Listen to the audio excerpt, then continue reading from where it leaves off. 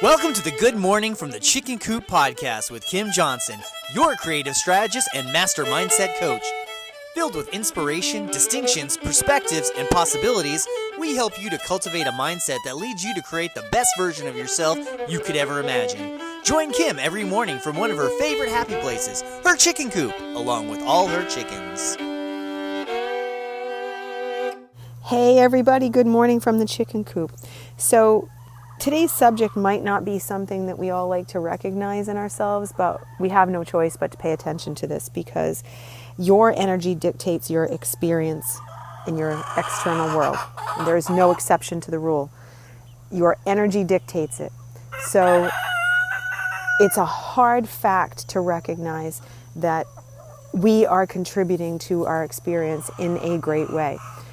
A series of decisions that we've made in the past has put us where we are, and the ones that we continue to make keep us where we are.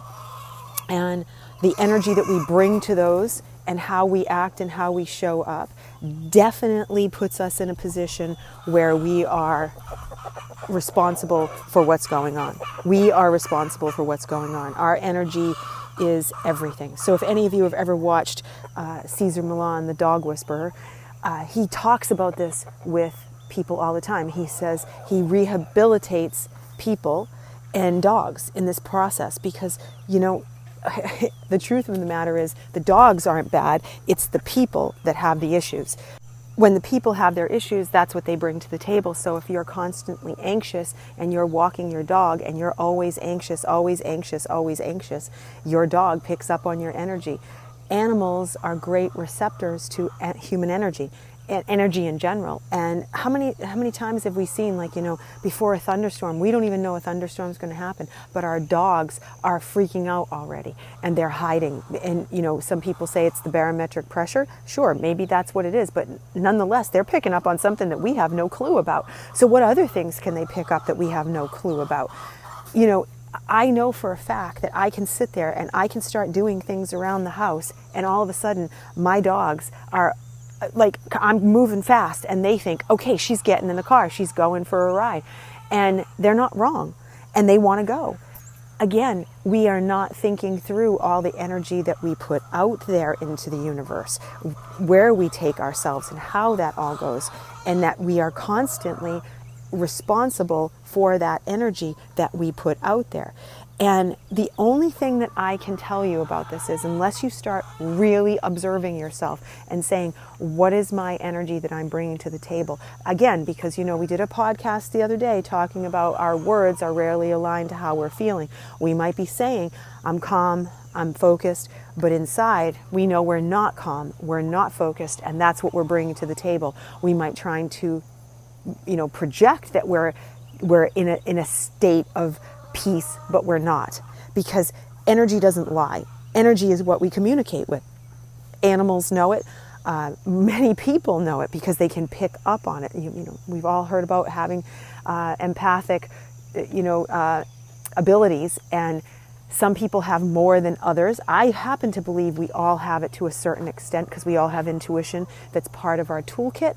And some people have it turned up more. Some people are very empathic. They can pick up on things. They walk into a room and right away they go, oh God, this isn't going to be, an easy room, or they go in and they gravitate right to someone specific immediately because they can feel their energy.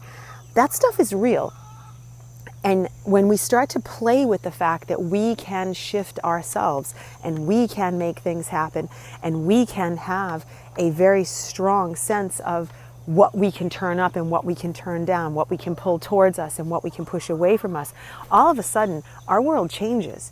And that's why this is so important, because it's like a brand new tool. It's magic to me. I love thinking of it like that. It's like this toolkit of Merlin that we have, so to speak, and that we are able to, turn it up and make things happen by just shifting our energy a little bit and staying very aligned, that's the key, to it, and saying this is really the energy that I'm projecting, not allowing the currents from your head and the bus drivers from your head to get in the way, and then moving you forward. But it takes practice, and that's why it's so important for you to recognize that you are responsible for your situations, because if we don't take ownership of that piece of the puzzle, if we don't recognize that we are responsible for this ourselves, we will always blame circumstances outside of ourselves. We'll blame our boss, our job, the president.